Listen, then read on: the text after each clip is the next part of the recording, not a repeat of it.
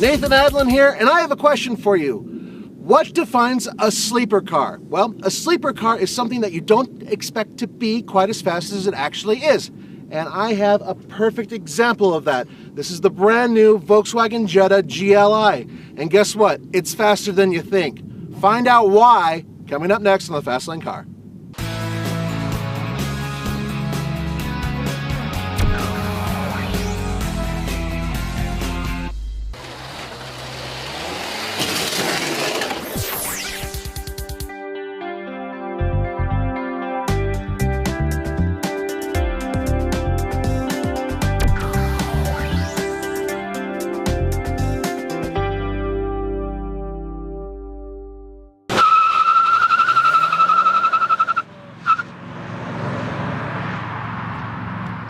So what you're looking at is a base model of the GLI, and this is the cream of the whole crop. And that is because this is the 2-liter engine that puts out 210 horsepower, 207 pound-feet of torque, and it's hooked up to an excellent 6-speed manual transmission. Here's something interesting. Basically the same engine that's in the Volkswagen GTI, but it actually produces a little bit more horsepower and the same amount of torque that's in the GTI.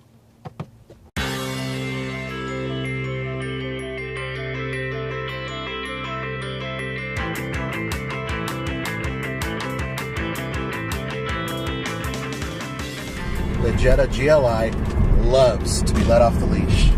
It's got really good power. And merging power, which you're about to find out because I'm about to merge onto a highway, is fantastic. I was going to say something else, but I opted not to. Nice. 210 horsepower comes up at about 5,300 RPM. So you have to wind it up to really get the maximum power. But this engine's also about torque. 207 pound-feet of torque is actually, for this class, excellent.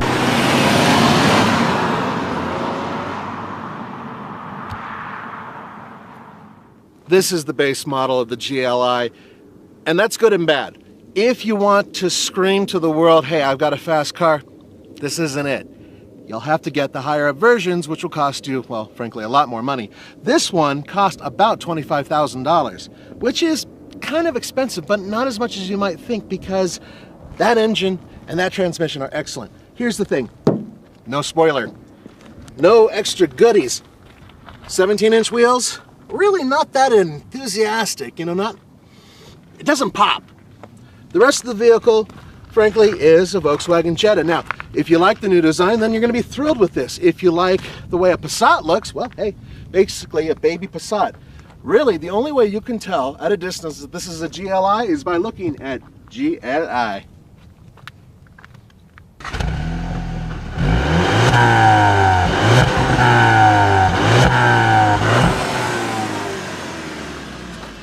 You guys might debate this with me, but I think it actually sounds like a Subaru Boxer engine from the inside. Kind of has that little growl to it, but it's not as savage. It also only lets me rev up to 4,000 RPM.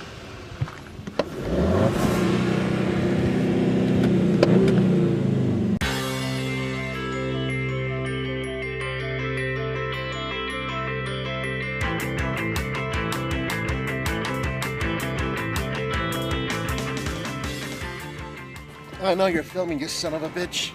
I heard the camera. All right.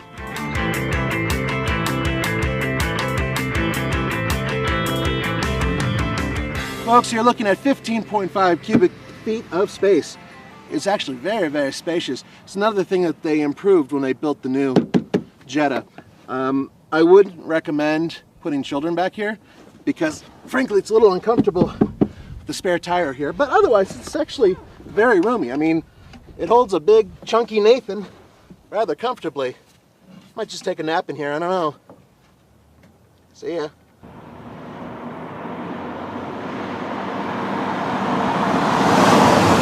Now, I prefer the GTI because it's a hatchback. That's a personal preference. But in terms of overall performance, they're really close. They're like 10 pounds away from each other with overall weight. And the steering in both of them is fantastic. Perfect weight for this steering. A little heavy. Roman will complain, but sometimes he's a little girl when it comes to steering.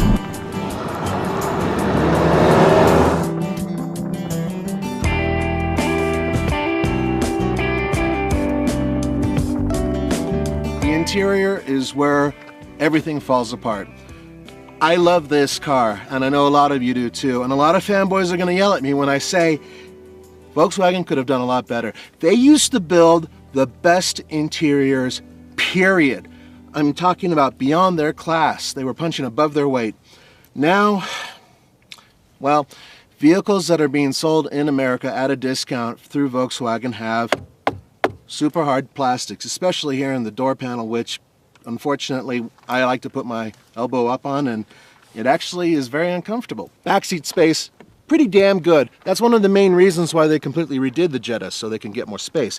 And I'm able to get my little critters back here. But here is something that I've had an issue with from day one. See this huge piece? That's solid hard plastic. And if you're fairly large and you're sitting back here, you feel this on your back. I wish Volkswagen could have put some sort of material on it.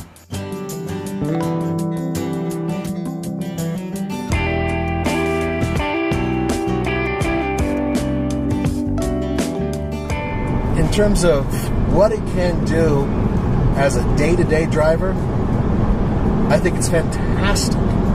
So let's review. Drives amazing, fantastic engine, a lot of fun. Fun is always very, very important. It can usurp a lot of other things that are out there that aren't so great. And a pretty decent value if you get the base model. You can easily punch well over $30,000 for one of these. But then you're getting special wheels, the sunroof, navigation. This doesn't have any of that. This is really as bare bones as it can get with the fantastic engine.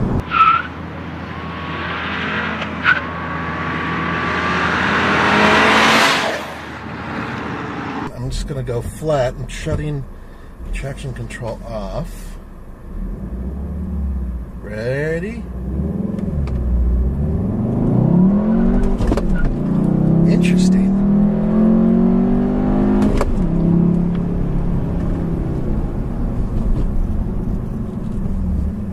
Okay.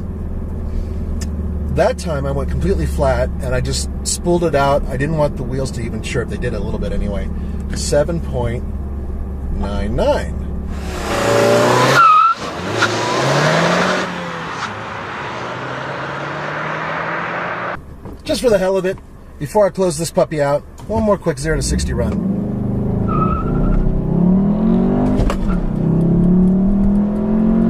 Love the way this thing shifts. Ah.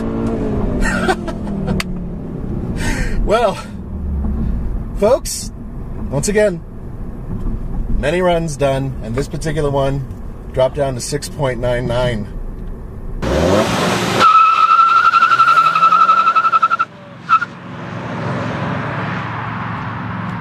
On the TFL scale of buy it, lease it, rent it, or forget it, I'm giving the 2014 Volkswagen Jetta GLI a buy it.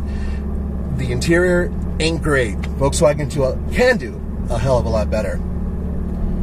Despite that, and despite the fact that $25,000 is pretty close to some other more powerful vehicles, this thing is such a hoot to drive. The engine is excellent. The transmission is fantastic. So once again, buy the damn car. Well done, Volkswagen. Now fix the interior. For the Fastlane Car, this is Nathan Adlin. Peace!